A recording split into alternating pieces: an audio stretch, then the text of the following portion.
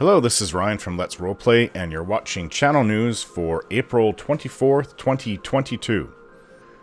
Alright, so, sorry, just still waking up.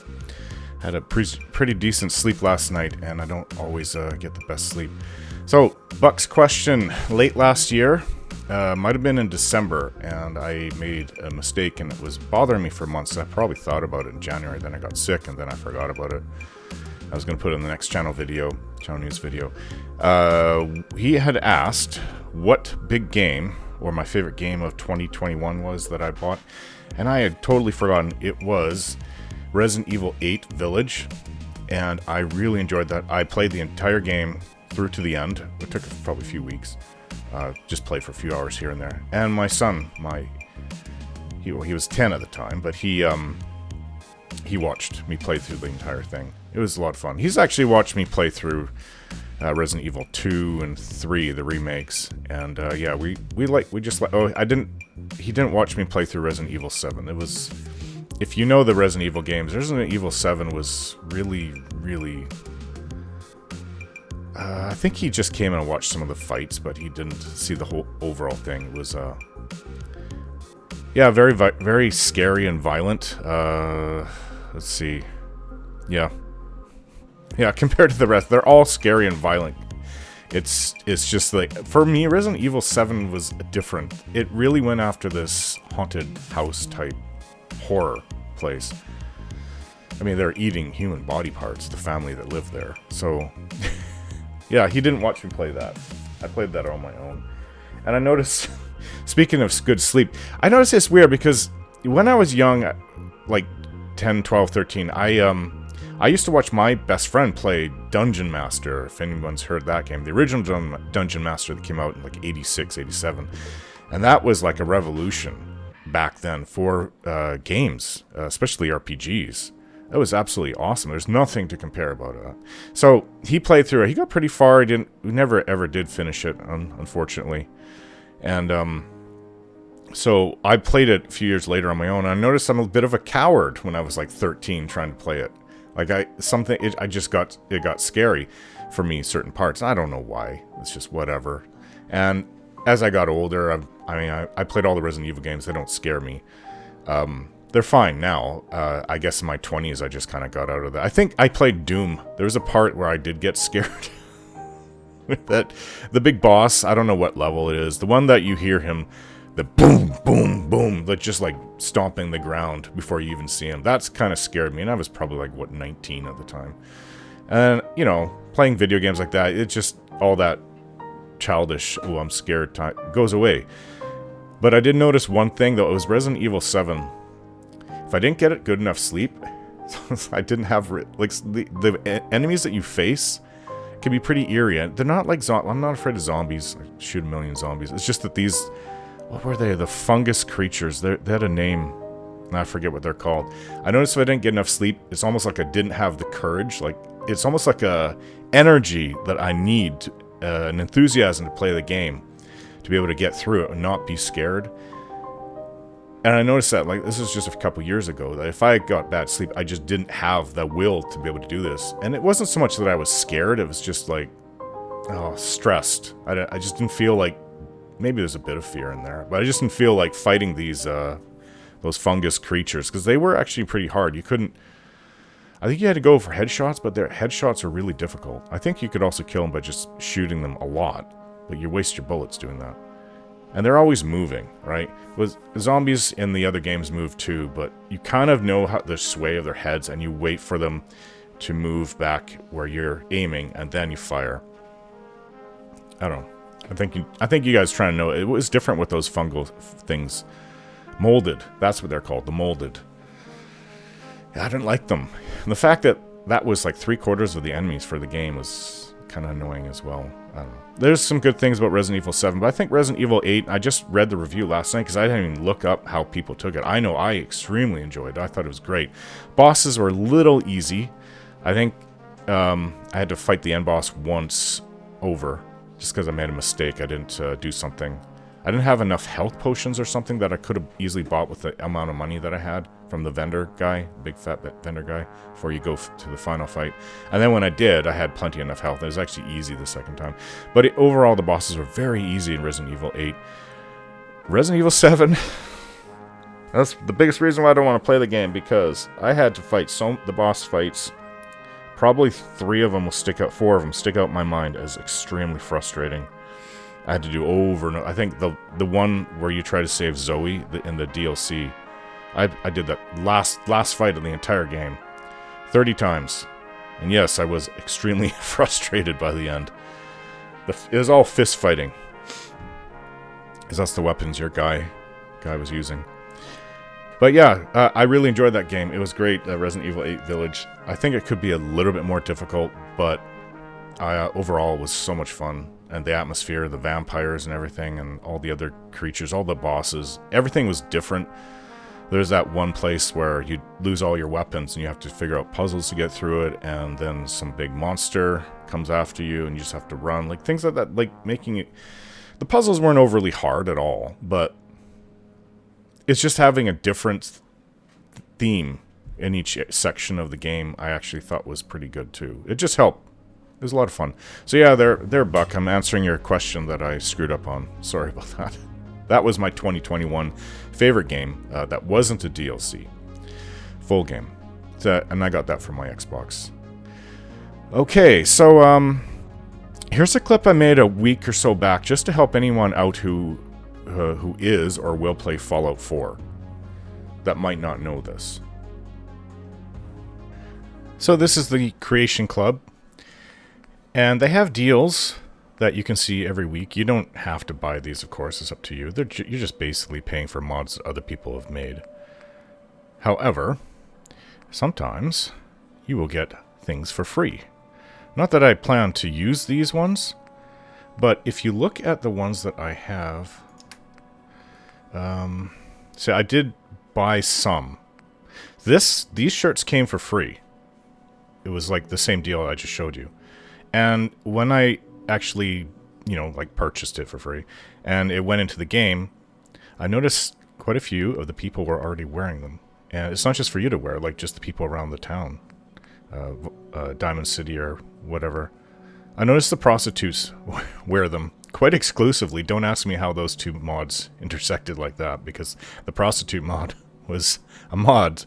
And don't ask me. It just worked out that way. I'm not going to argue. It looks good, actually, in the game. Yeah, I think these colors, I think that this was free as well. Vault suit customization, I believe that was free, too. I believe I bought for cheap the weapon paint job. It was like 100 credits or something, and you get 3 or 4.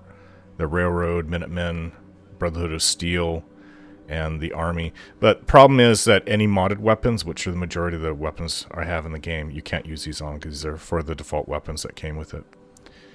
Oh, I think this was part of it too. So like 6? 6, yeah, the Institute is 1 too. So I've gotten... I believe I paid for this. Or it was part of some set. So I've gotten like 3 things for free. Now, it's this home, So this is free. I don't know why I wouldn't get it. I don't plan to make purple power armor, but it's free. And same thing with this one. Purple Pit Boy. As you can see, I have no credits. I think I did. No, I don't have any. I'm thinking of this one.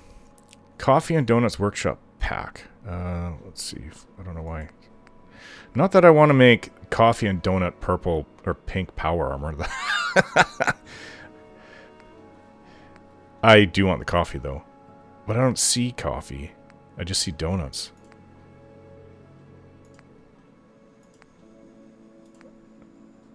I was thinking maybe you can recreate a Slocum's Joe inside of one of your communities, the workshop. But I don't see coffee. It shows coffee right there. That's what it is. It's a a coffee and donut store. New architecture, signs, decoration. Animated food crafting stations allows you to make your favorite pre-word donut and coffee flavors. Assign vendors to run your shop while you're away. Yeah, obviously Ryan Moore is really craving coffee because as far as I've been able to see, there's coffee cans which are empty and there's coffee making machines. And yeah, there's no coffee in the game. But anyways, that's for another time. I don't think that you actually... They should show it, and I don't see a single thing. All I see is donuts. Looks like he's frying a donut over there. Whatever that is. I can't even see what he's sitting down to eat. You can't zoom into the picture. I'm clicking on it.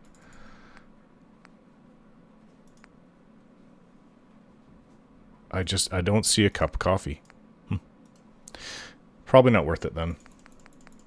I mean, I like donuts too, but it's the coffee I'd be after. Alright, it actually drives me crazy to make Fallout 4 videos and publish them on my channel. Not that I don't like the game, it's the opposite. I like it too much. And I don't want to stop playing when I make them. I feel like I'm kind of like losing out. I just want to keep playing. But, yeah. I really... It's the mechanics of the game that I also very much like. It's just a very Fallout version of what was in Skyrim, and you know, they changed up things in Fallout 4, obviously, from the previous Fallouts, which people either like or hate. I like them. I like the old mechanics as well, but I think I like the new one better. I hope that's not sacrilege to people, but I do. I do like the new one better. And no, it's not just because it's the latest game, if that's what you're thinking. No, my feelings with the old mechanics, it's just too easy to max out your percentage for your skills. And then everything is easy by the end. And people make the same argument with the Fallout 4 change in mechanics too. So that's why the difficulty in my game is up. I play on hard difficulty on Fallout 4, and I will in Skyrim as well. I played really far into Skyrim on hard difficulty, and it got to the point where I think I had to up it up to whatever is above hard. I don't know if it's extra hard, whatever it is, because it just got too easy. It just felt like normal. But for the first 20 levels on hard difficulty, you do have to watch it in Skyrim. You can get killed quite easily. Same thing with Fallout 4. I take off my my power armor, and I actually, in the last whatever videos I made, the last 4 or 5 videos without power armor where I'm running around, I actually died a few times. And there's a couple clips where, in my videos, where I nearly died. Got pretty close. It's just so easy to take damage, and in power armor, it's so easy just to shrug it off, unless you know your power armor's, you know, breaking off, getting damaged and not protecting you anymore. It's just so easy to just, with your power armor, run around and shrug off the damage, and then just, you know, give yourself a stim pack, and it's no problem. But without the armor, especially if you get rushed, like I did in that library part, I had no idea what the hell happened at that beginning. I think a super mutant came up from the door I had come through and threw a grenade, because I saw a grenade icon there, and then all hell broke loose. All my companions are shooting at it. It might have even been more than one super mutant. And then the robots came, and they're shooting at us, and then another group of super mutants came. That was a really crazy, intense fight. All my companions, I think, were down. And I had to use, like, several stim packs to get through it. Without power armor, a situation like that is really tense. With power armor, not so bad. So yeah, I hope that that video helps you. That clip I just added in right before this helps. I didn't even know about it. I found this out by myself. No one's told me about that. This is just something I've found. So if you do like Fallout 4, keep checking the Creation Club, and you'll find new stuff that's for free. You don't even have to pay for it. They seem to do that every month, and I've found probably about 5 things so far that are free, and they're right in the game. Not that they are obvious. Really, they're not really that big, but it's just nice little free mod additions. And yes, some of you will probably say, well, why do I have to pay for mods to begin with? Well, that's just how it is. This is a way of getting it free.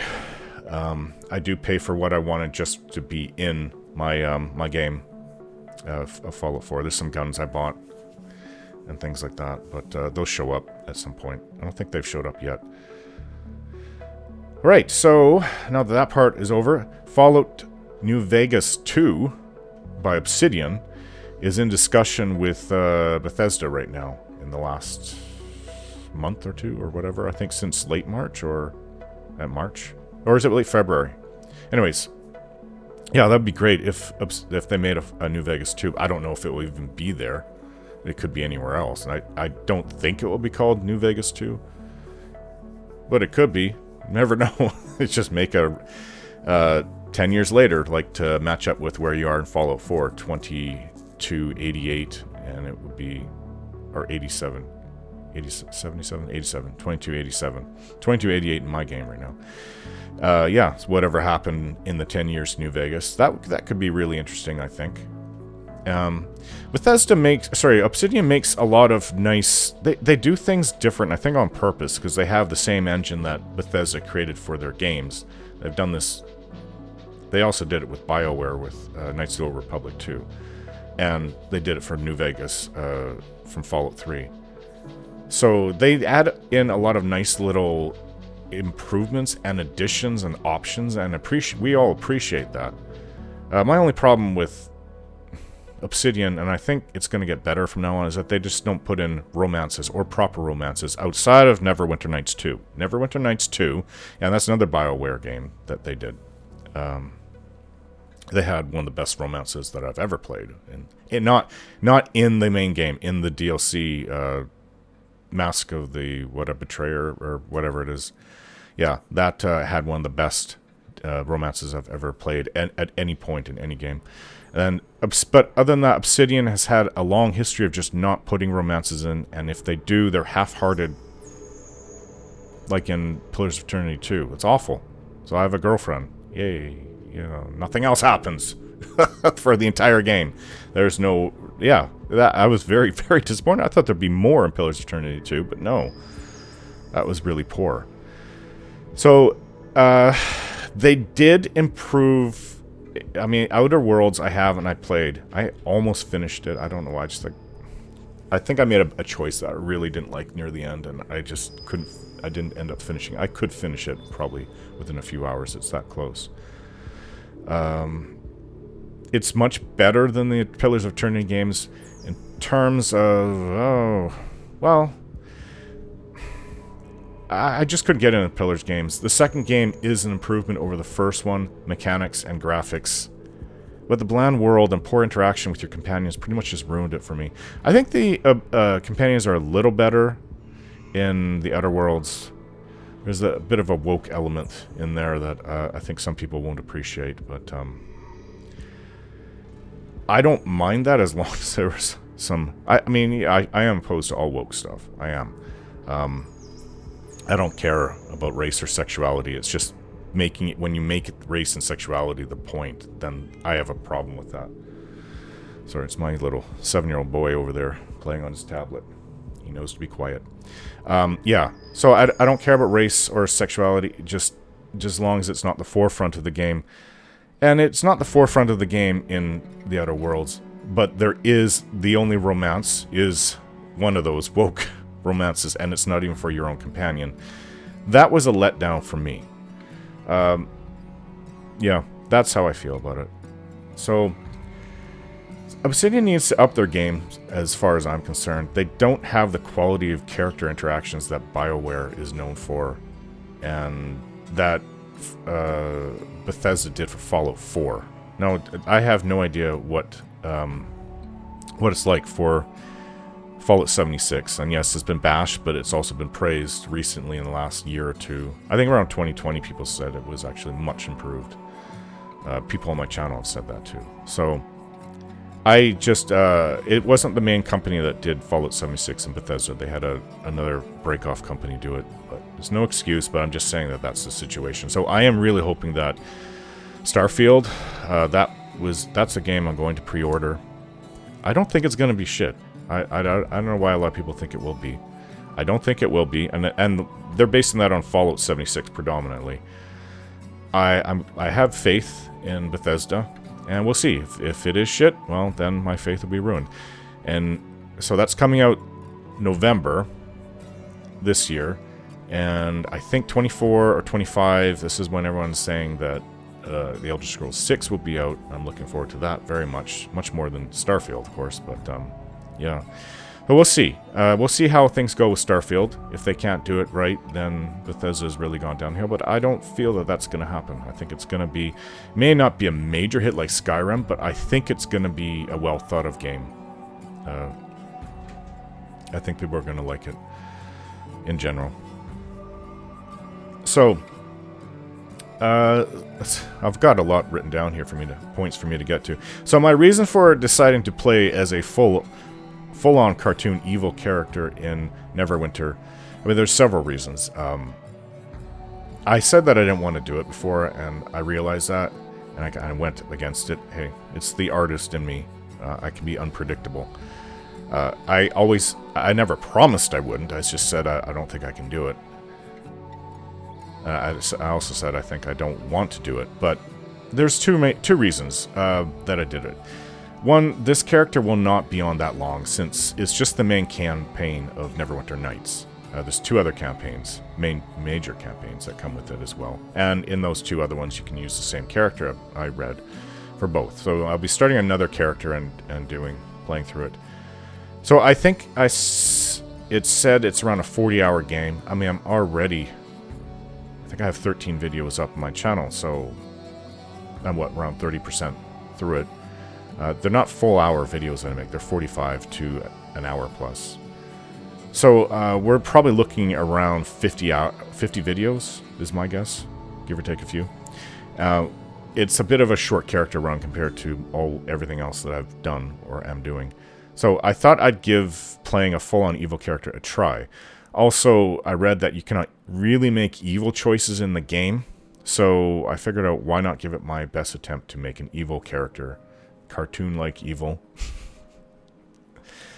Yeah, I do think people like this do exist in this world. I think there's a lot of evil people out there. I'm not going to get into that. I'll just get into politics. But when I thought of another character, especially after Ryan from Fallout 4... I was thinking, do I want to play another good character? Because it's pretty much all I've done except for... no, Malcolm. Malcolm Montrose. And he's kind of... He's not cartoon-like. He is on the evil side. People might think, well, he's in the middle, but I don't think so. I just don't talk about being evil enough with him. I think that he is... I can't even give him a D&D alignment. Okay, so if there's a rating where 0 is cartoon-like evil, totally evil, and there's 10, which is super good, I would give him 3.5 or 4 for Malcolm Montrose. As for Evaldis, I would give him probably about a 1. Half a point to 1. Like, he's down there. He's not... But... Like, none of my characters are stupid evil, just like, oh, me like, me smash, me get, orc-like. No, I don't... He'll be playing an intelligent evil person. And that's kind of how I do like to play my characters. I guess I could make a Fallout video where I can make any character who's stupid, but a Fallout video where you purposely put your intelligence low and don't talk very intelligent, and... I don't know, I've thought about it, we'll see. So, I've had problems with OBS. I've had more problems with OBS than actually with Oblivion itself, recording the videos. I don't know why, it just shuts down. I've got a hotkey to start recording, and then it wasn't recording, and I read that's because you didn't have full ownership of it, or something like that. So I did do it, and it was still doing it, and that's a known issue with it. It was working before I was sick. Using OBS, hitting my hotkey to record and stop recording. I didn't have any problems with it. So when after I recovered from being sick earlier this year, I'm recording Oblivion videos, and it's giving me it's not recording, and then I go to hit record right on the thing, and it's still not recording. So I have to restart it, and then restart and start recording again. Then I go back into Oblivion, and the Oblivion game crashes, and I just want like, ugh. So, It's almost like it gave me one chance to hit the hotkey to start recording. Or even, it's not even it. It's just restart recording, period. I don't know what's going on with OBS. I do plan to use it to stream, and yes, I do want to stream videos. That's what I forgot to write down. It's not even on my list here. I have a game that came out, I think it's been out for a year or two longer for the PlayStation, but well, you guys can't even see what's on my screen, so I can just click off. There it is. Days Gone. Days Gone. I don't want to make an RP. It looks like an action game. It's not an RPG. I don't think it is. I know you can upgrade. You can upgrade your bike. You can upgrade some of your equipment. I don't know what else. I just seen the videos. I've not put a minute into playtime. I've loaded it up and that's it. I want to put that. That will be the first game that I want to go through, and it will be multi-hours. I mean, if I'm already playing games at home, I can record it and get some more videos on my channel. It will not be in character at all. It will just be me doing a Let's Play, streaming it, and anyone can come in. And before I do it, I'll let people know, maybe even give a day ahead of time, or two, saying I'm going to be doing the Days Gone playthrough, and it will be on my channel, and people will be able to see it.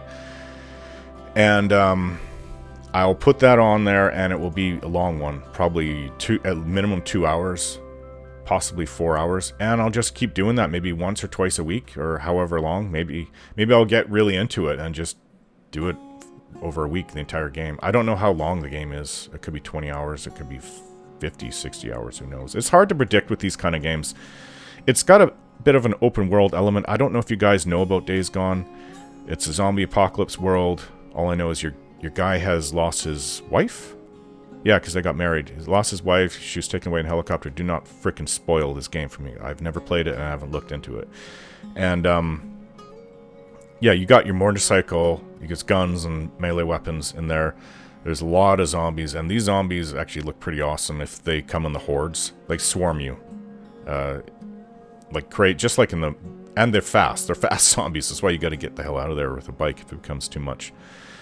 And I guess it's post-apocalyptic world, and I believe it's in the Pacific Northwest, where I live. Obviously, I'm not American, but it's still the Pacific Northwest where I live. It's Vancouver. So yeah, it could be, I don't know what state it is, Seattle, Washington, or Oregon. I don't think it's Northern California, because that's not considered Pacific Northwest, but... Yeah, I'll be playing it. I'm looking forward to that. And I do a lot of other games. Like, recently I've been playing Hearthstone. I've been getting into Hearthstone. Those can be a lot of fun. I watched Total Biscuit and his Hearthstone series. I've been watching it again, actually. The guy died 4 years ago. I kind of felt bad about that. Didn't even realize he died till almost a year later. But, cancer. He died from cancer. So, yeah, I've been watching him, and I got into it myself. When I play it, I've been playing almost every day, just a few matches, and I'm actually got pretty good. You guys must realize I'm not a stupid person if I'm making all these intelligent RPG videos in character. So that half my brain, half the games I like to play are right brain, the other half are left brain. I'm kind of balanced. I love strategy games. I love my RPGs, and that's what this Hearthstone is. It is a strategy game. Yeah, so I also like action games such as Resident Evil. You know what I really like, though? I think it comes down to story, theme, putting myself in that world. I love that. That's whether it be left or right brain. I'm also playing it's an RPG strategy game called Suzerain, and it's extremely RPG-like, except there's no stats. There's nothing. The only stats you have is your nation's economy, your nation's budget, and your personal budget. That's it. And it's all about all these. There's like 100 characters in there and how you interact with them. You're the president of the fictional country in a fictional world. You can be pretty much anything. You can be I think you can be communist, and I think you can be the opposite, or play like I did. I play as a centrist type person trying to navigate between both sides. Yeah. So it's yeah, a lot. It's the theme, and a good theme and a story like Days Gone looks like, and it's got a really good rating on Steam, it looks like it'll be a really fun game for me to play. So that's my plan. Other things I haven't played in a while, like brain fog. What is this game? Thankfully, I can just look at it. War Thunder. And these are games I can play just streaming. I'm sure people watching me playing matches, excuse me, of War Thunder could be a lot of fun as well. It's still me having fun. You'll be able to watch it. It's not my in-character games, but yeah, I talked about this last year. I wanted to do this about a year ago, or about middle of last year. I did try streaming once, and what I was trying to do failed. I've got another monitor to the side here, and it's not set up exactly how I want, but I'll be able to set it up and see. It's not even in the right spot because this microphone here is in the way. If I put this monitor over on this side, but then I don't know if the table... See, that's the position of the table because there's something blocking this monitor on this side, and this side monitor might stick out too far.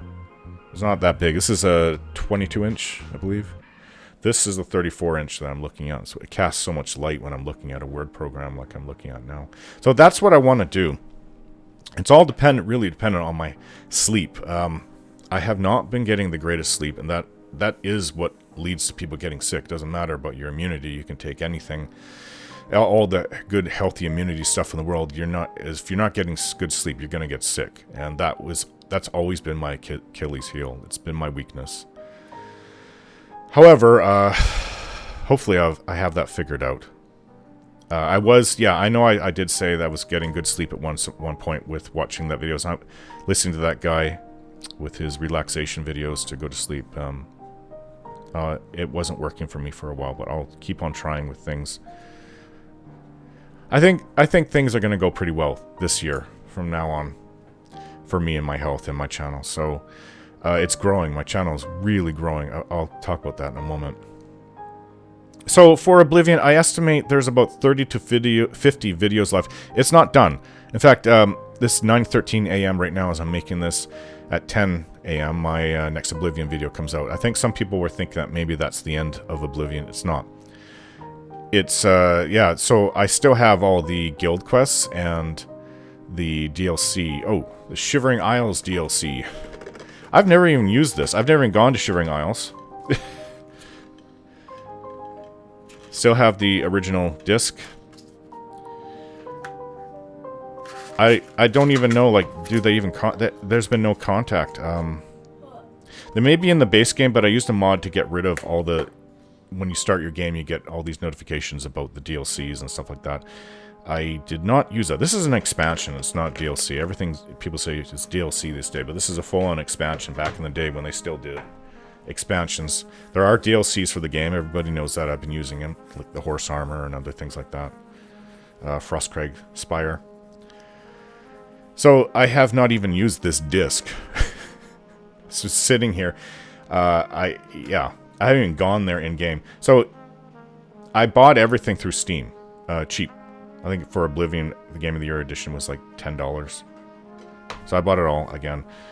I just didn't want. I wanted as few problems as possible when I got it. And anyways, that's why I did that. That was a couple years ago. So, yeah, the problems with OBS, I'm not sure what I can do about that. I think OBS had a bit of an update a little while ago, and it's working a little bit better, but still stops playing for me. I don't know why. It's crazy when both OBS and Oblivion are failing. It just makes me want to pull my hair out. But my last two videos I made, I had one crash from the game, Oblivion, and then OBS, of course, was doing its thing. Just stop record. It doesn't matter if I hit record on it or I hit the key to do it. It just stops recording. I don't know why OBS is doing that. Okay, so off to other things. Night Reese, you are very much missed. If you are still watching my videos, come out of the shadows, stop lurking, start posting again. I miss you, and I know somebody else that misses you. So please come back. There's an upcoming poll about the Elder Scrolls books that I've that I've extracted out of my Let's Roleplay videos, all those videos, the Elder Scrolls books that I put on my channel in the last week. Make sure you give your vote. Thank you to Buck for the idea and for giving me the information on what videos they're in and their timestamps. They're very easy videos for me to put together. They don't take that long. They're just me extracting it out of previous videos that are on my channel. And when I do encode it on my editor, it's like a minute or two for the longest videos. 2 minutes is nothing. They're also done in 1080p. So I didn't feel like putting them in 4K. There's no reason. You're just basically looking at a book and hearing me talk. So they don't take up much space. They don't take long to encode. They don't take long to even put together. I enjoy things like that. It's adding more videos to my channel, and I know my channel videos have been cut down a lot. I think I'm actually going to stick with this current setup of having an hour-long video, 45 minutes to an hour plus every 2 days. It's just easier on me. Things could change in the future, and it's not the same. Okay, if you think that it's just easy to make a video, for me it's not, because I do a lot of writing. The worst thing that can happen in a video is not being able to do something I'm trying to do. If it's a bug, it's even worse, and that's happened to me quite a few times. It takes extra long to get the video done. But on top of that, sometimes I don't know what I'm doing and I have to pause and look things up, because I don't want people to keep watching me, run around for 30 minutes doing nothing, trying to figure something out, then I finally get it on my own. So I do like to cut that down for you guys to watch. But that's extra time for me to get all these things done, to finish that video. So on top of that, I have to write out. It's a good page. Usually it's at least half a page for the short ones, but 3/4 of a page to over a page is a normal size intro that I have to write out. And then of course I go through it again and edit it, and then I have to voice act it and get it all done right. And then I have to sometimes even researching proper video to play while it's not always just what I've done from a previous video. Sometimes, like especially with the Oblivion videos I put out in the last couple weeks, it's all about research. So I am researching as I'm putting up lore, and it just takes time. It takes longer. So making an hour-long video could take 2-3 hours, and including the encoding time. Like we're looking at about 1-to-1 times. So if it's an hour long, it takes an hour long to encode. It takes a long time to do these things. And then there's the upload. Then I have to edit in a picture for the thumbnail and come up with a description of it and a name. So these videos are a lot of work. Back in the day when I was making, when I wasn't fully in roleplay, back in 2014, and I was doing Dragon Age Origins, I could whip out probably 8 of those, 10 of those a day, easily. So, because I would record, there'd be like no intro besides a quick 10-second song. No writing, no intro, it's just me playing. I wasn't even playing in character fully, and then I just have to, and it wasn't 4K like the videos I'm doing now, so it didn't even take that long. I could make tons of those, and that's your average Let's Play, even though I was a little bit in character. I can't do that with all the time it takes to do the videos that I do now. It takes a long time. I can do, like, if I push myself, I can do 3 1-hour video, 45 minutes plus video a day. And I'm kind of burned out after that, because that's like 14 hours, 12 to 14 hours of doing that. I also have things I have to do at home. Especially with taking care of my kids. I can't just do that. I'm burned out. Like, I'm working till 9, sometimes 10, 11 at night after starting at my day at 7:30. Taking care of my kids, getting them off to school, come home, start recording around 9. No, that's not even including me eating. Yeah. So yeah, it's a lot of work doing these videos, I'm saying. So I think for now we're going to leave it at 1 video every 2 days. So as I said, the book videos, the Elder Scrolls books, are easy for me to put together. I've even been listening to them myself. So I've on to another topic. I've seen the growth of my channel. It was growing. It grew pretty well in 2021 after, wow, it's something I didn't write down again, I just remembered. I looked at the total views on analytics, says about 900,000 views on my channel. Which is pretty damn small. Some people make that in a month. Some people make that in a day. I wish I did that in a day. That's over 1 million subs. So I have, but where did it show that? So that was in analytics, but when you go look at my information about, I think it's one of the tabs on my channel, it says 600,000. And the reason that it says 900,000 on the analytics is because of all the videos that I deleted and put on another channel, the Project 1999 EverQuest videos. That was 300,000 views. No wonder my channel dropped a lot in late, I think it was December I removed them.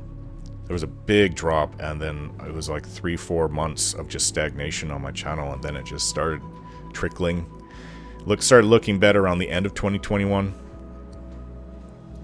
Quite a bit better, actually, by the end. But now, I was afraid that because I stopped making videos for 2 months because I was sick with the balance issue that I had, that that I would go through something similar. But it hasn't. It took about a week to catch up to where I was, and then it's not skyrocketed, but it has gone well past anything that I've done, the watch time on my channel since I came back in 2020. I'm looking, and it just seems to be, at one point the graph is like this, and then it will go bounce out, you know, straighten out, then go down, and then go back up. And I've seen a lot of growth in the last 3 weeks. It's been pretty good. I also contacted YouTube and said, what the hell, YouTube? About a month ago I did that. And I said, I need to, you're making it stressful for me. If you've got some kind of hold on my channel, please remove it. And of course they did their study and scan of my whole channel. And frustratingly, they don't show any income when I was partnered with Makers. Well, it was N4GTV, and Maker Studio owned them. That ended in like March of 2017. So they have like no income before that. So he's like, oh, you're making great income, because I told him I was making much more back in 2016. He was showing me from, I guess, 2020 to 2021 the growth in income. Yeah, well, you didn't see my income previously. It was much better. Although I did come close. In this year, actually, I think it was January, came close to almost matching my height. But that's because I had 2 memberships, or 4 memberships at one point. A couple of you guys have dropped when I stopped making videos for 2 months.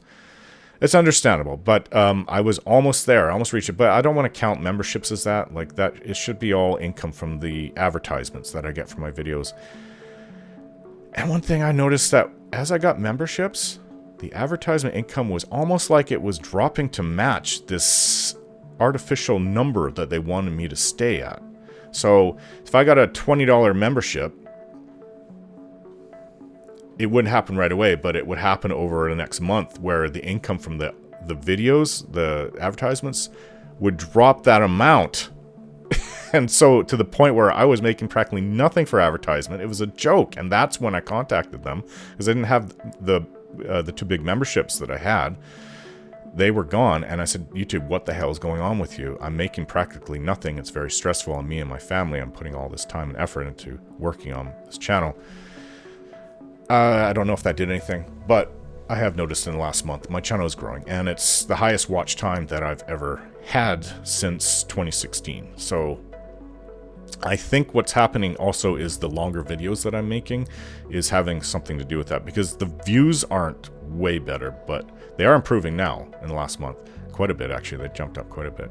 But the watch time has never really died in that 2 months that I was sick and not making videos. It dropped about 100 hours. Now it's about...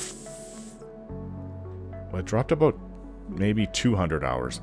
Now it's about 700 hours above that, and it's still growing above where it dropped to. So I'm making about 500 hours. I'm about 50% more hours than I was, and I haven't seen this many watch time hours since 2016. So as I hope it will still keep going, and that's the thing. This is what always drives me crazy. You'll see this nice growth on your channel. It's growing, and then it stagnates. stagnates, drops a bit, stagnates, grows a little bit, stagnates, keeps going flat, and then it will just stay there for months, and then all of a sudden it grows a little bit, and then, it just flatlines again, and then it'll drop, and it just feels like you're going nowhere, and then, 6 months like that, and then it grows a bit, and then you like that for another 6 months. I don't know. Like, I really feel that this is all artificial. I don't think that's true growth.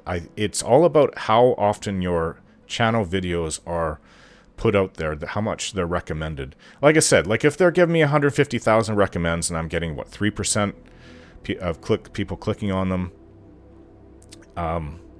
why not give me 1 million recommends? That's a completely arbitrary number that YouTube has decided for their algorithm. Why stop at 150,000? The more people you get to watch your videos, the more recommends you get. However, if they're not recommending to begin with, like that's basically where that's the artificial algorithm, how much recommends you get, I really think. But that's based on watch time, views. It was based on a lot of stuff. It can be very complicated. They really wrote a complicated, stupid algorithm. I don't know. It's frustrating, and I've seen other people. There's another guy, AC Gamer, was making... I actually partnered with him for a couple videos, him and a bunch of other guys, for Project 1999 videos back in 2016 when I was still making them. And I've noticed, like, he had 8,000 subs. I'm like thinking, oh, good for him. He's still making them. He's still growing, because I hadn't really returned to looking at how he did. But then I've got my own different analytics that can look at other channels and see how many views they're getting. And he's only getting like 500 more views than I am getting. And I see he hasn't made a video in 3 months. And I'm thinking, well, it looks like maybe he gave up. For somebody that has 8,000 subs and getting about the same, just a little bit more views than what I'm getting, it's a little bit disappointing. This algorithm can really... I don't know. It's awful. I mean, think about working as hard as you can. You're not making anywhere near as much. And whatever job it is you're doing in the world, you're getting paid horrible wages. But there's so much hope that could grow in the future, and then it just doesn't grow. And you're thinking, okay, well, I'm doing everything I can do. I mean, I'm not perfect. I make a little mistake here and there. But you're seeing other people who aren't even putting in half the effort that you're doing, and they're getting tons of views, tons of income.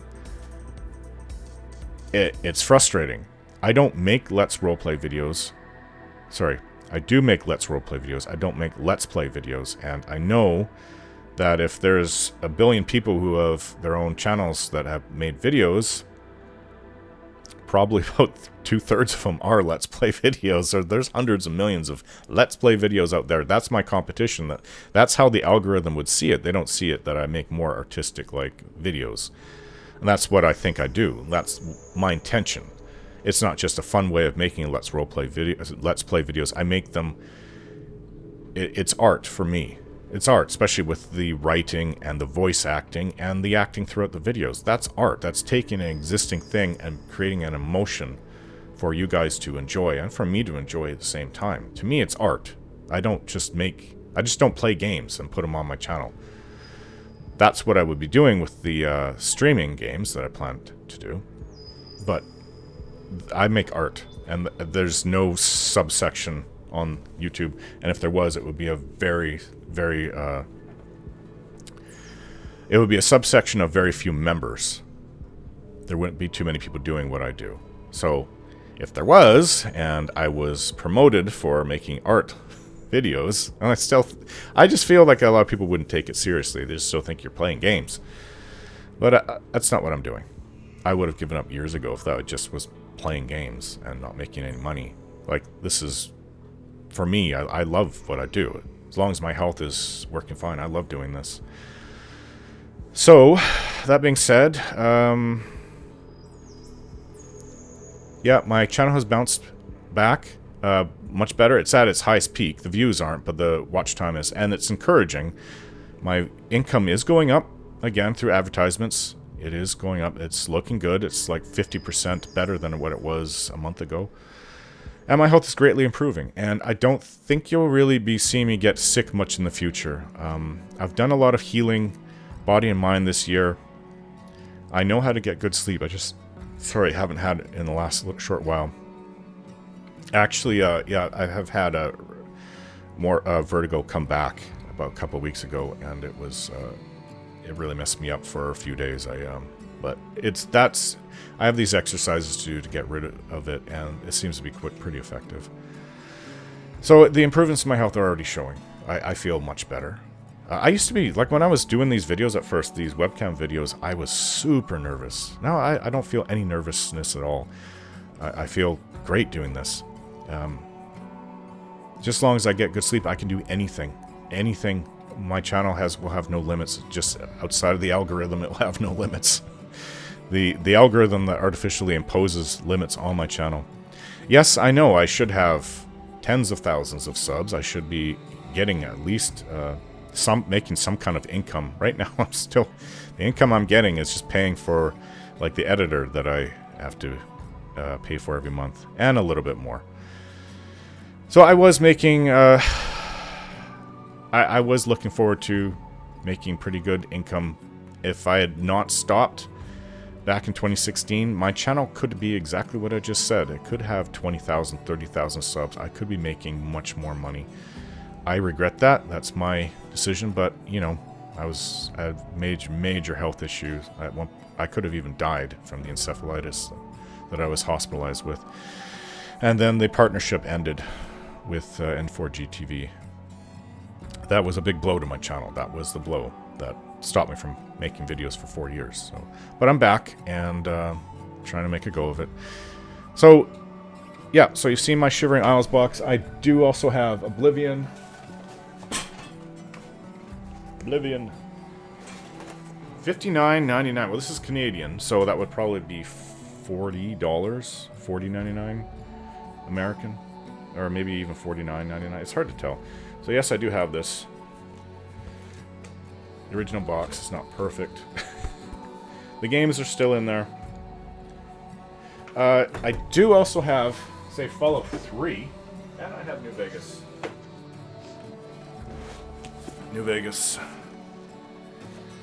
And Fallout 3. So somebody had opened up Fallout 3. Maybe it was a certain version, like a Game of the Year version, but I don't have that.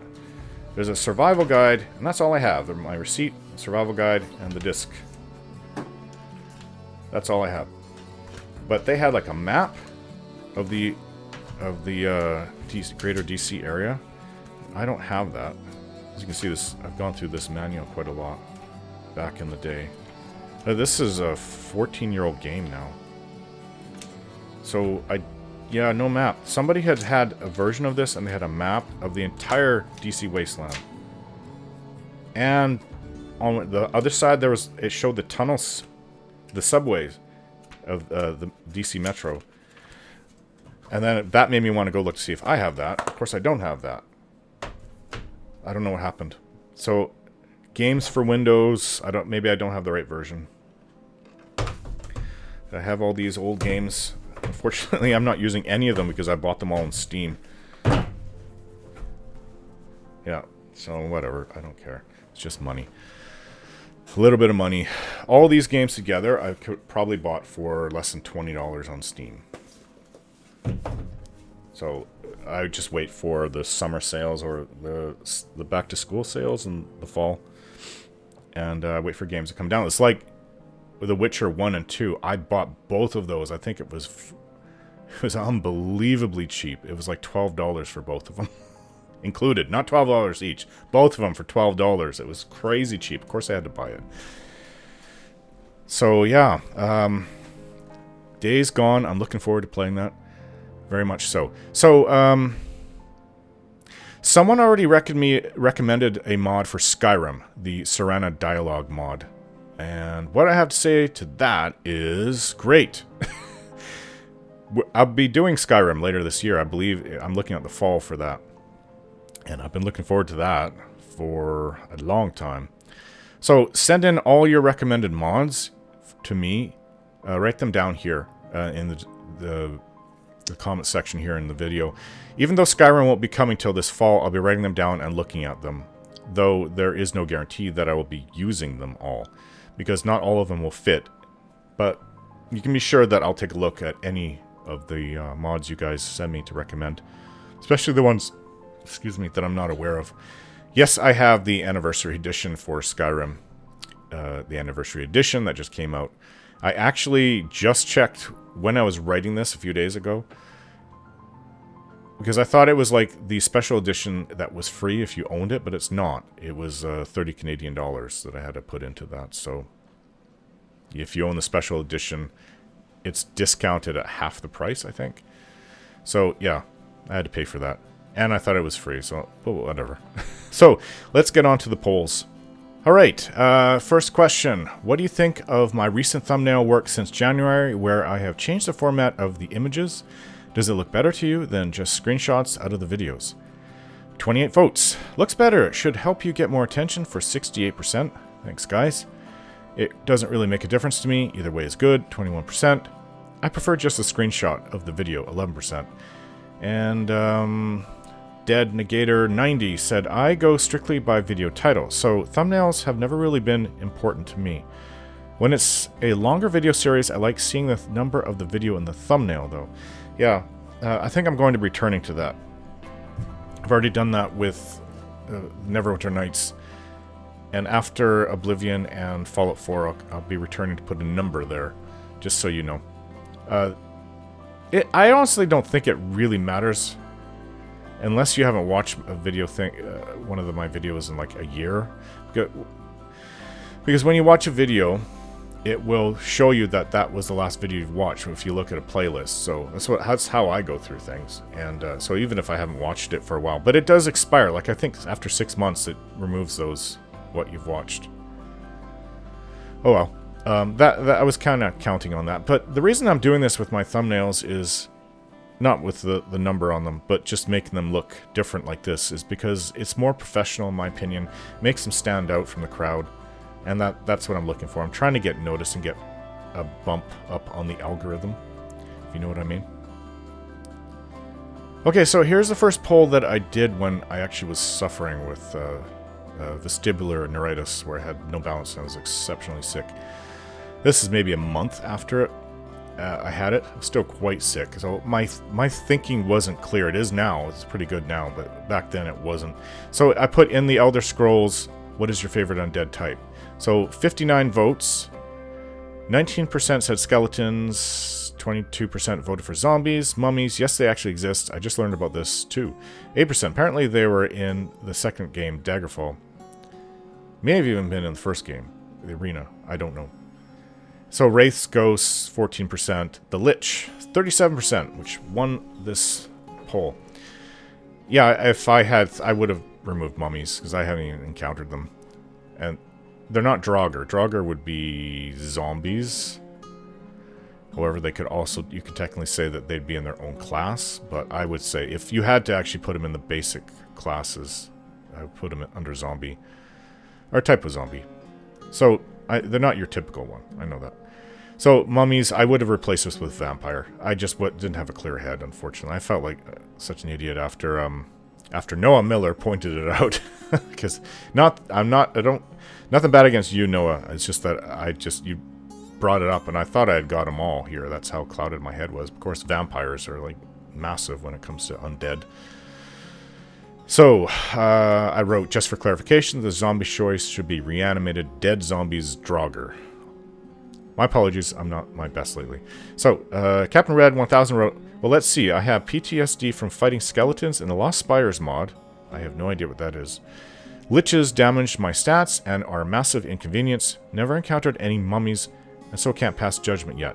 And wraiths ghosts have an annoying habit of being hard to hit when staggered because their hitboxes don't move when they do. So I have to go with zombies. Just feel satisfying to smack around. I wrote, I like your reasoning, though Malcolm would think zombies are the worst. In truth, wraiths have given him the most problems, or used to. He's a bit too powerful for them now. That's true. As I have that mod which caps out all your enemies in Oblivion, so they don't just keep leveling up with you all the way to the end. So it feels like you're not actually progressing and getting very powerful. You're getting less powerful as you go through because not everything is being put to your ability to destroy your enemies.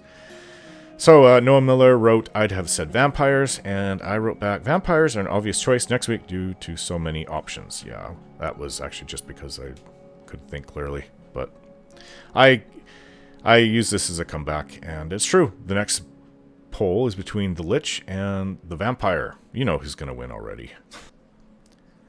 What is your... what the fudge? Maybe it's not the next poll. I think it was the one after this. Yeah. And I didn't change it. I would have changed that. Oh, that's the thing. I remembered. I was like, I need to change that. Because you can change around when these polls come out. It wasn't the Lich versus... That was probably the one after this. Lich versus Vampire. So, anyways, what is your favorite part about Oblivion? 66 votes. Exploring and finding new places, 36%. Combat, 2%. Story, lore, setting, 56%. Stats, attributes, and leveling system, 3%. The whole Oblivion Gate Maroons, Dagon, Mythic Dawn Cult part, 3%. That probably was...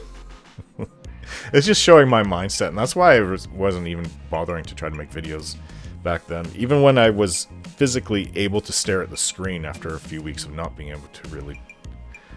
yeah, like I said, I trained myself to improve day by day by just playing for a little while. Because when I was first sick back in mid-January, I couldn't even look at the screen. It was just a big mess of light, and I couldn't even focus on or think clearly. It was horrible. Horrible. So anyways, yeah, I had remembered that I need to switch to the next poll for this spot, but then I just forgot to do it. And it's just how my mind was back then. So Noah Miller, I'm just slurring all my words together. Noah Miller wrote, I can't rightly say other than it's a combination of a little of everything. Yeah, good choice, I wrote back. Samuel Michaels. Was that Michels or Michaels? I don't think that's how you normally spell Michaels, and it could be even French. I get people from everywhere, of course, you know. Actually, you know what was really weird? I was getting, for a long time, other than the United States, has always been the top one for country viewing my thing. It was Malta for like a year. Malta was the #2 spot. This tiny island south of Italy, north of Libya, south of Sicily. It was the most bombed out place, literally the most bombed out place during World War II. They got hit really hard.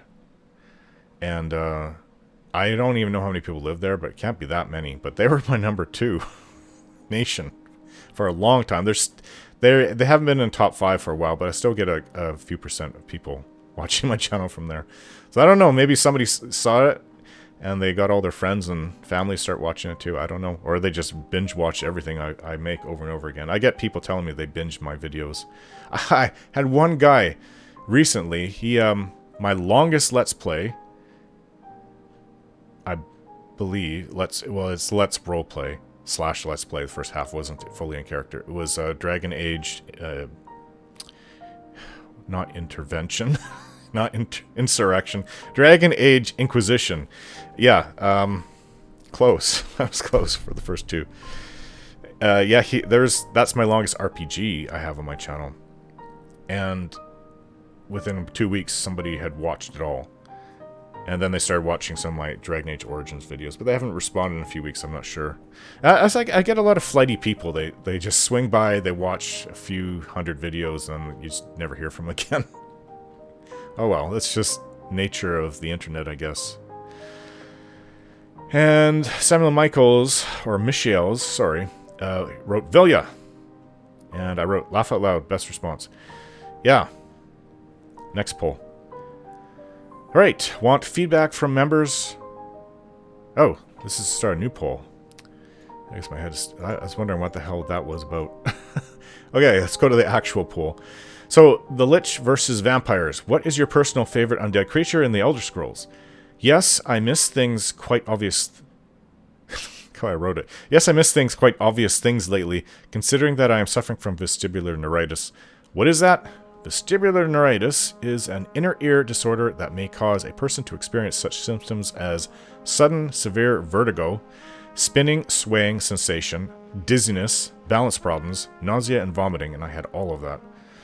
So it's been a lot of fun since the middle of January, but I am improving as the days go on. Typically, this has a 3-month recovery. It's past that by about a week. By a few days at least. Maybe a week to a few days. I'm still not 100% over. I can still feel it. It's weird because when I lay down on my bed and I'm just kind of like looking at my phone, my little cell phone here, watching a video, YouTube videos, I usually will put on YouTube video. Yes, it's got the blue light filter for going to bed, and usually within a few minutes I'm just like conked out. But that's whenever I lay in bed, and especially if I roll over, I will feel this. It used to spin like about a week and a half ago. The whole room was spinning. Horrible. Ugh. It's not like you're losing your place on Earth and you're just gonna go fly out into space. That's the closest thing I can relate it to. Not that I've ever flown out to space. I'm just saying that's what I would think it would feel like. It's not just that there's no gravity. It's just that you're being flipped around really fast and then losing control of being on planet Earth. So I typically this is 3-month recovery. It's taking longer than that to fully heal. I also haven't completely trusted myself not to see the obvious things, such as when I didn't include vampires in the first poll. Serious brain fog is part of it, and I am basically just trying to get through the days. Some are worse than others, but the good news is that there is almost never any permanent damage. Let's hope that is the case. So, 40 votes, the Lich got 35%, and vampires got 65%. So, Liches. Flatty wrote Liches. They were easy to kill in Daggerfall and in Oblivion. Actually, they are pretty easy in Oblivion. Yeah, they are. I'm not afraid of them. Like, I think the worst thing, obviously I already wrote that, was the Wraith. That really was messing me up. That would, I would lose the ability to regenerate magicka, and I would be stuck in place because my strength would be drained. So I couldn't heal myself other than potions. And if I didn't have enough potions, or I was at the limit, and my melee was pretty sucky. I mean, I'm talking about the first 80 videos of Oblivion that I put on my channel. Yeah, if my melee was awful, if I couldn't heal myself or use magic to attack, that was awful. I would die. In fact, several times I did die, and I didn't obviously show that to you guys. But I was really counting on my companions after I learned my lesson that those two companions need to be the ones that go and go toe to toe with the wraiths, and I'll just kind of like back them up. Maybe come in and swing if it's facing somebody else. And oftentimes when I do that, it would turn against me and attack me, and then I'd be stuck in place. So I kind of learned just not even to do that and just use my destruction magic from afar to hit it. Yeah, that was awful.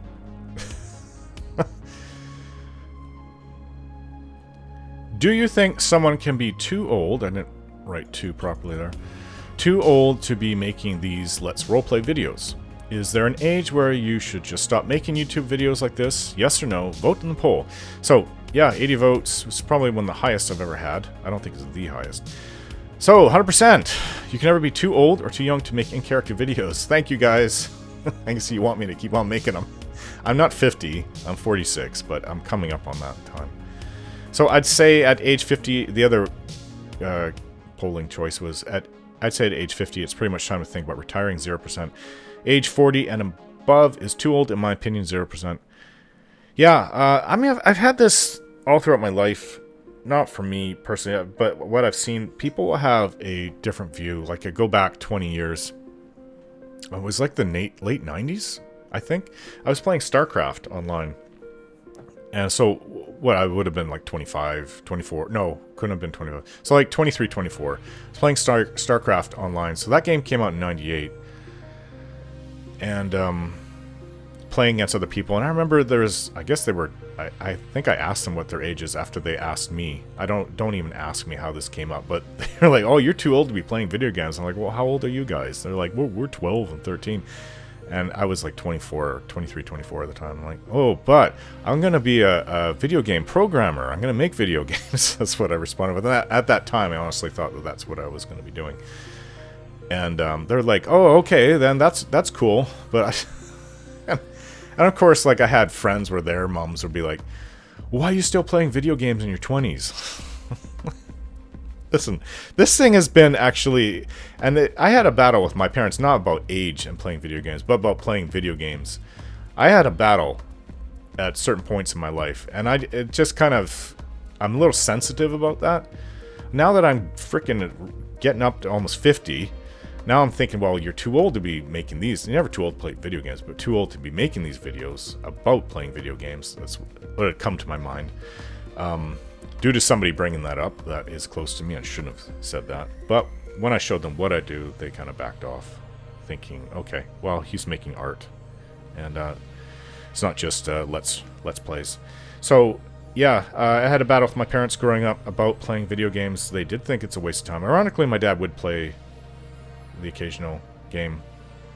He did play. I think he still does to this day. Or maybe not. His health is really not very good. He's 71 now. He's I don't think he's going to live too long. He's got Parkinson's and dementia. Yeah. I've got brain fog, not dementia. I've always been like this. I've been like this since my 20s. It hasn't gotten it worse, so if it was getting I think it has a lot to do with proper sleep. But I think so. That's just how my brain works. I don't think like normal people when it comes to facts and things. I've got a very good memory. But when it comes to certain words to better describe what I'm trying to say, I don't always, like, I'll search for it. That's just how my personality is. It's a bit nerdy, yes, but geeky, but oh well, that's how I am. So, thank you for that. There's a lot of comments here, too, from everybody. So, Jordan Hutton wrote, "You're never too old to do what you want, man." Misha wrote, thank you, Jordan. Misha wrote, is it Misha or Misha? I think it's Misha. "If anything, life experience should lead to even better character development.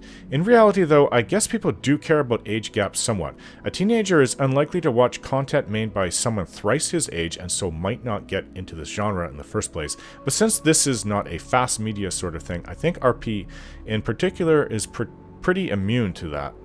Yeah. Heck, you know, I could say... since I reached my 40s, I'm playing more difficult video games than I've ever played in my life. Jedi Knight Fallen Order, I finished that game. That is a hard freaking game. But it's not the most... it probably would be the most difficult. I've also played another one. And why do I always forget what one it is? I would say Resident Evil 7 was difficult. The boss fights were difficult. I'd redo them over and over and over again. But I wouldn't count that as the most difficult, one of the more difficult games. But Jedi Knight Fallen Order, I think, is my number one, and I finished that. I've also finished, there was another really difficult game, and I forgot what it is. So, my ability to play video games with my hands, yeah, they're fine. They're fine as they are now. I can do them, and I'm doing more difficult games than I've ever done. So I've heard people hit their 40s and they're having trouble playing twitchy-type games. That's not my case. Even though I've been playing video games, typing on a keyboard all my life, I can still do it even better than I've ever done it right now. So, yeah, and it's, I think the vast majority of my subs, my viewers, are millennials. It tells me the age group, but it's not really specific. I think it's, so it goes 17 to 24, and then it goes 25 to like 32 or something like that, or 34. So those two are like 70% of all my viewers. So some of you guys are possibly half my age. Well, I'm 40, well, almost there. But I would say probably around late 20s, early 30s is, between 28 and 32 is the average viewer on my channel. There are people who watch who are my age, even older. This was a 55 and above. So I just hit a new demographic when I turned 40. I think 45. And yeah. So, but there's one above, and I think there's even one above that. Maybe. I'm not sure. I'd have to look at it again. But yeah, so mine is like the least, other than, you know, kids don't really watch it. 17 and below don't really watch my channel at all.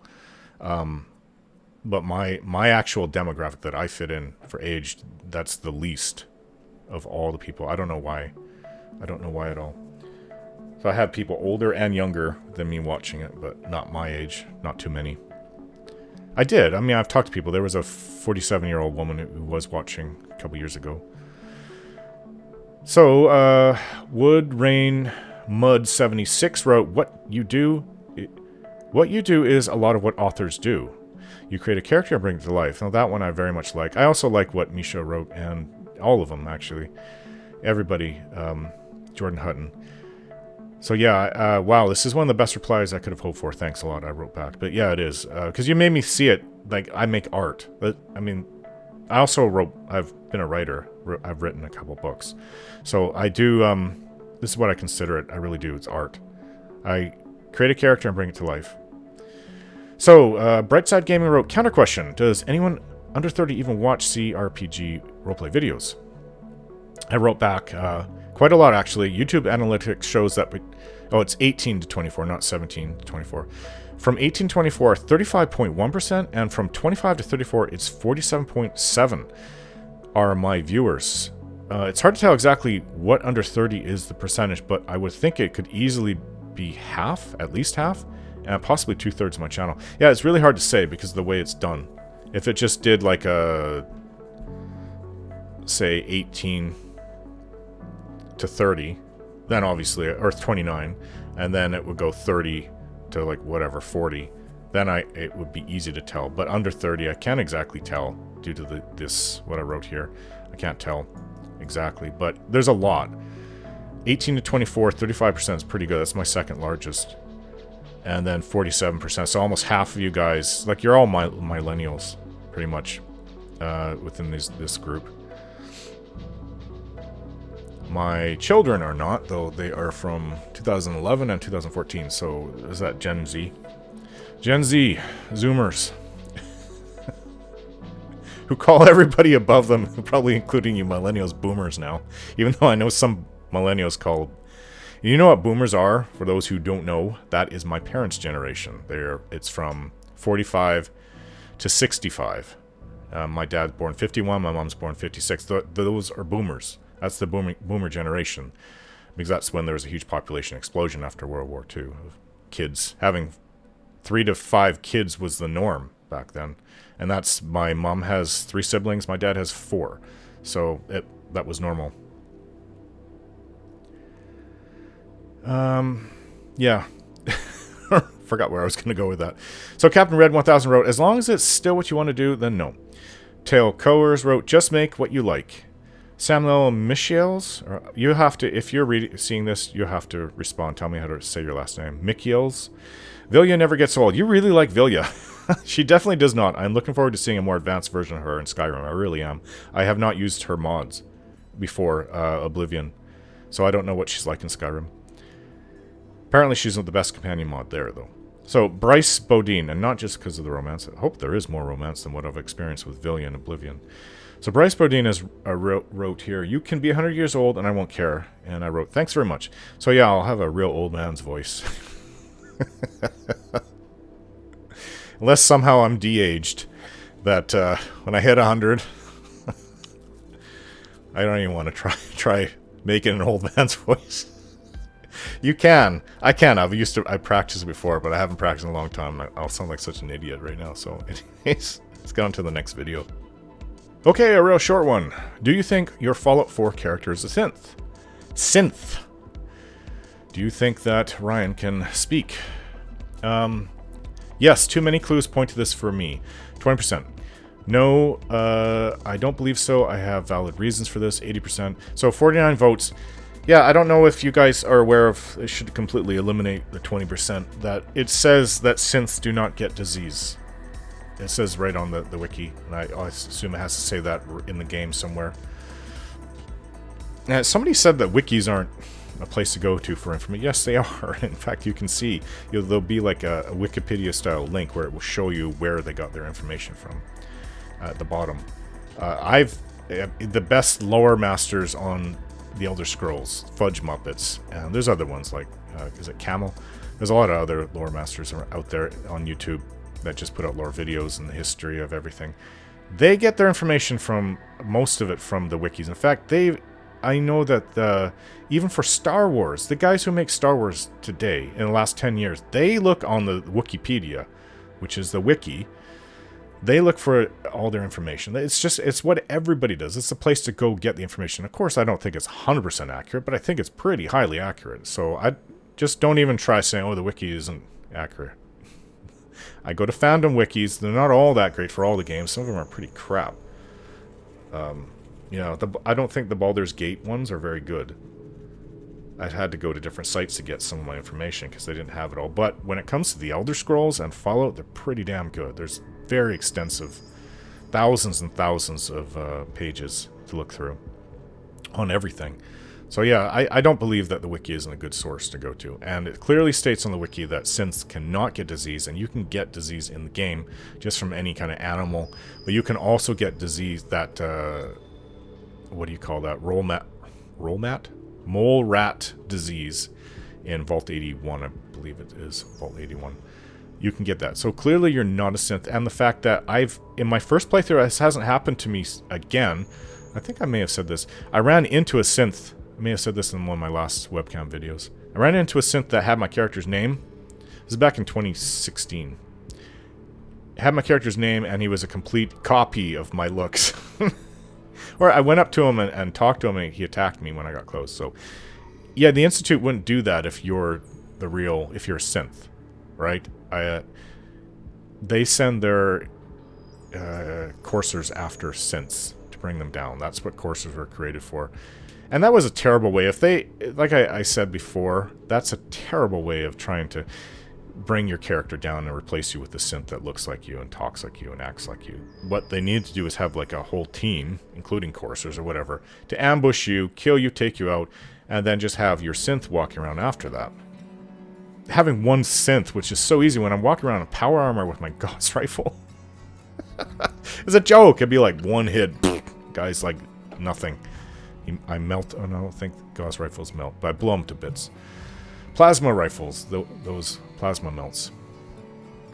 So, yeah. I don't believe that you're a synth, 100%. You're not.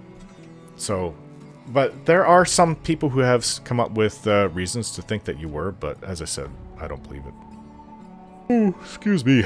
So, if you've watched episode 66 of my Let's Roleplay Fallout 4 series, where I spent 20 minutes of the video playing Grognak the Barbarian and the Ruby Ruins Pip-Boy game inside of the game itself, you'll have your answer for this poll. 42 votes. First choice is a video game within a video game is okay if it's not for too long. 52%. I found it boring. I don't want to see that again. 2%. So one of you chose that. And the last one, no problem. Play them for as long as you want. It's fun to watch. 45%. So yeah, I'm going to be doing that again in the future. Maybe another 20 minutes in a video. I found it fun. It's very limited. It's a very limited game on its own, Grognak the Barbarian and the Ruby Ruins. However, for a game within a game, I think it's the most advanced game I've ever played. So I'm actually a little amazed for it. You don't actually have an inventory. You just get whatever and it boosts your stats. So if you get a new axe, it doesn't go in your inventory. That's just +2 to your damage. I didn't know that the first time. I did at one point. I just forgotten. So I wish that, yeah, if they could add more to this game within a game, an inventory, and yeah, would have been nice. It's kind of reminds me of Bard's Tale a bit. I think it's even more simple than Bard's Tale, but yeah.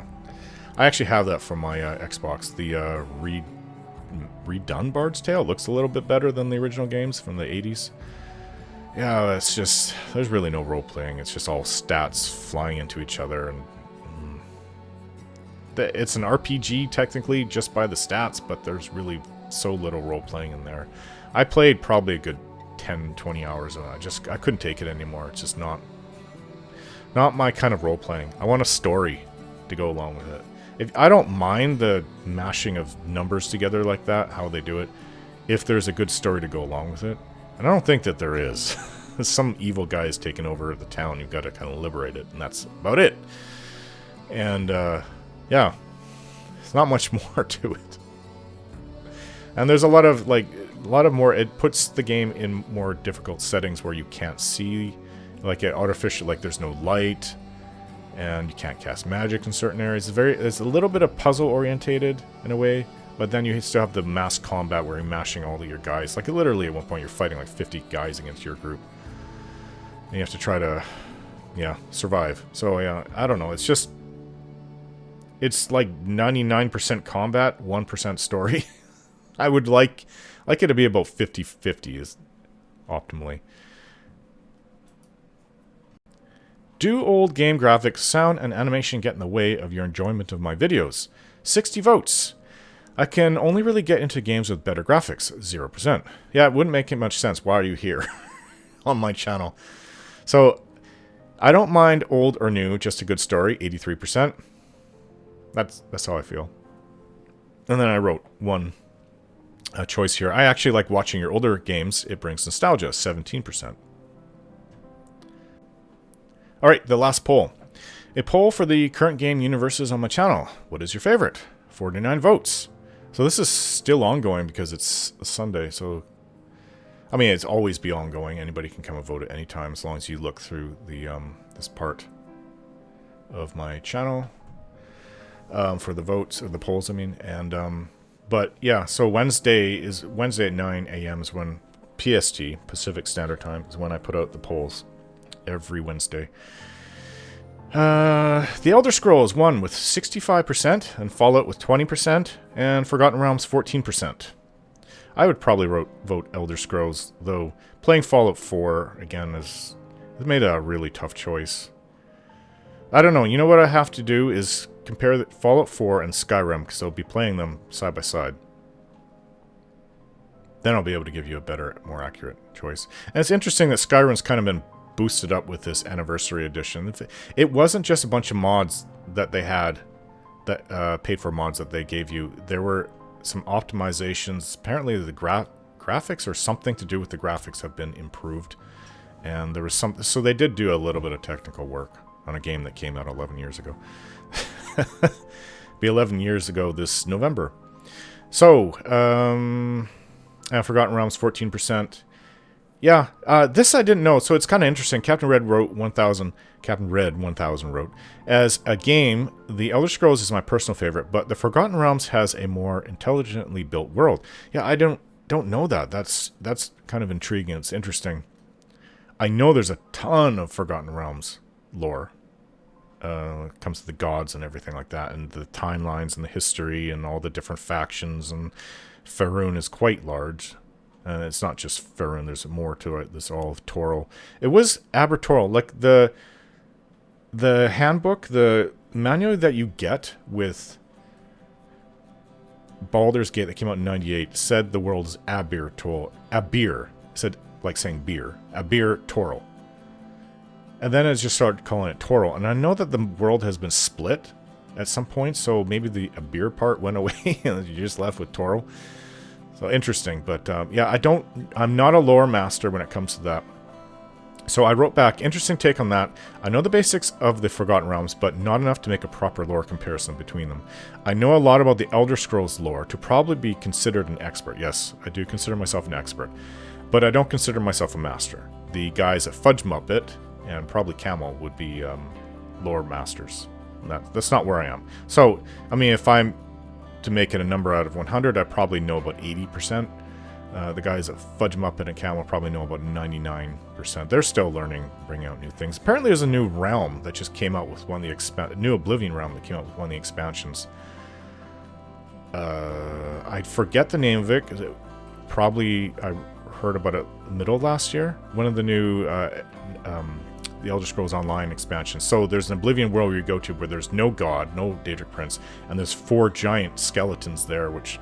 So either it's in the lore that the people that live in there, and there's like a city there, and it's like a neat... almost kind of like... Yeah, in the Forgotten Realms, where they have that sigil. It's not sigil. I thought it was sigil, but they say sigil. Sigil, where it's like a meeting point for many different places. Many different realms, and people from all over the multiverse go there. I'm not sure. They don't have as you know, the Elder Scrolls isn't as big like that when it comes to a big multiverse. It's more, not even within their own world, because they are currently exploring other continents in the timeline that my character was playing in Baldur's Gate. They're not doing that at any point in. I mean, I know they invaded Akavir. Akavir is invaded, but there's not like exploration and kind of like what happened between the Europeans and the Americas. There, where they started colonizing it. That's kind of happening a little bit from the sounds of it. In what is it, 1368, when you play Baldur's Gate at that time. That's not happening in the Elder Scrolls at any point. You could say maybe it was happening when the Emperor, what was it, 368 or something like that, for when he invaded Akavir. You could, but that didn't last very long. Yeah, it would be what I'd love for them to do. Oh my god, I would love to hear this. Is they explore Akavir, and right, people would love these books and talk about the civilizations that live there, what they look like, what their cultures are like, and that's what I would love to hear. And an accurate map of Akavir, because there's no accurate map. All the maps that you pretty much have, as far as I know, and I could be wrong about this, of Akavir, they're just player generated. You can just make whatever blob of a land mass over there. The only thing you have to do is have a few islands that represent the islands that were in the book Disaster at Ionith, where the Emperor invaded Akavir. Yeah, I would love to hear more about the world. I know as much about the world as they are willing to talk about for all the books and the lore and what characters say, but I pretty much know all of it. There's nothing. There's Peondinia down to the southeast of Tamriel. So Tamriel's here. Peondinia is like, it kind of even looks like my hand. It's down to the south. And the Sea Elves, what were they called? Maelmer? That's their race name. Sea Elves. They're kind of weird, pale, not even pale looking, almost like transparent, translucent looking. Weird white or bluish, light bluish skin. And they stopped raiding. They were dealt a huge blow in the Second Era. I think probably around the online game talked about it. They were dealt a huge blow. They used to raid Somerset Isle for a long time, thousands of years, and claiming that they're the real elves who should be owning the Somerset. I believe that they were even saying that the Somerset Isle is Eldamaris, and Eldamaris is the ancient homeland of the Altmer, but it's long lost. They can't find it. And some people think that Somerset Isles is Eldamaris, but they put out a lot of expeditions and couldn't find it. And in their history, the Altmer believe that they came from this Eldamaris, this mythical Eldamaris, and that's the homeland of all the elves. I don't know. But Peondinia is down to the southeast, and it's a place full of swamps and really nasty creatures. And then you have Akavir to the east. This is Tamriel. Akavir is to the east, and there's a few islands in the middle, and then there's Peondinia down here. And above Tamriel is Atmora, where the Nords come from. And interesting enough, in, I think, one of Vivek's books, he wrote that he went and visited Atmora, and all he saw were the frozen beards of bearded kings or something like that up there. So anybody that still lived there is either frozen to death, or he's looking at frozen statues of the Nords with their beards in them. I don't know. It's interesting. That's pretty much the entire world. There's no real knowledge of anything outside of Tamriel. Now, you have the Oblivion Gates, but I really think opening up your own Oblivion Gate is a huge deal, like it was in Oblivion. It's not something that happens very often. Some of the Dwemer have done it. I think some other people have done it too, to explore, but it is just not really something that's done very often. So you're really limited to Tamriel in the game. Not like Forgotten Realms, where it seems like you're one part of an entire huge multiverse with different worlds, different levels of worlds. Like there's the primes, then there's... I'm no expert. I know too little. I read about it, but there's different facets. And then you have facets of reality, and then people can travel between different worlds. Yeah, it's interesting. And then there's all the gods. I think there's a lot more gods than there are that we know of in the Elder Scrolls. And that the limit, the 16, 17 gods in the Elder Scrolls, there's more than that. They're not saying that's where it stops, so they can come up with new gods at any time. But yeah, comparing the two worlds, as far as I know, the Forgotten Realms is huge. It is enormous. You could even throw an Earth into some place in the Forgotten Realms. It's that expansive. Yeah, kind of similar to The Witcher in a way where you can just throw in any world. I think Earth was even in The Witcher books. Because I read all the books, all of them. Did they not visit Earth? I'm not sure. I'm not 100% sure on that. But yeah, so it's interesting. I cannot compare my knowledge between the two. I know too much Elder Scrolls, not enough Forgotten Realms. And Forgotten Realms, yeah, that's I'm not really sure. It's never really interested in me, the lore, before, but maybe in the future it will. Because, you know, there's a long history of games we'll be playing. Baldur's Gate 3 will be coming up. And the 2 Neverwinter games. I'm not sure if there's another game after that I could play, but maybe I'll do The Witcher after that. Who knows? We'll see. Alright. Now, thanks for watching, guys. If you would like to help me out and support Let's Roleplay, you can donate at my Patreon account or become a member of my channel, which also comes with its own perks. Just click on the join video to watch what I put together and what you as a member would get. Alright, thanks for watching, and we'll see you again.